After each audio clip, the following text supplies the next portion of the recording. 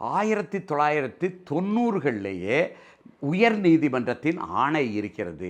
மேலே போய் திருவண்ணாமலை மாதிரியே, கார்த்திகை தீபம் மாதிரியே, இங்கே தான் நம்ம தான் முருகப்பெருமான் வாழ்க்கைக்கு முன்னாடியிலிருந்தே சிவபெருமான் கோயில் இருக்குது. அப்போ கார்த்திகை தீபம் மேலே ஏற்றணுங்கிற ஆணை, நீதிமன்ற ஆணை இருக்கிறது. அதை கடந்த 30 ஆண்டுகளாக அதை செயல்படுத்தவே முடியலை. இந்துக்கள் நினச்சா மேலே நினச்சா போயிட முடியலை.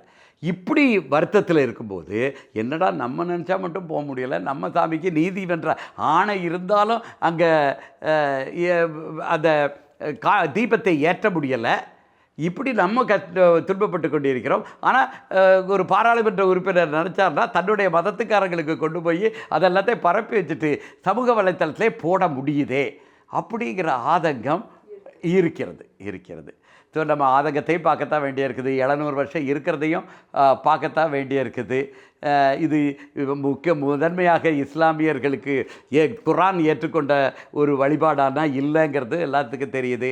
அதே போல் நீங்கள் பாருங்கள், அந்த சந்தனக்கூடில் சந்தனம் தான் முக்கியமாக வச்சு தெளித்து அதெல்லாத்தையும் வச்சு பண்ணுவாங்க. அங்கே தர்காவில் மயில் பீலியை வச்சு தான் மந்திரிப்பாங்க. இந்த மயில்ங்கிறது அரேபியாவில் எங்கேயாவது உண்டா? சந்தனம் அங்கே எங்கேயாவது ஒரு பொட்டு ஒரு சந்தன பொட்டு வைக்கிறது கூட அங்கே கிடையாது. எல்லாம் இந்த தமிழர்களோட வழக்கம், இங்கேருந்து போன வழக்கம்தான்.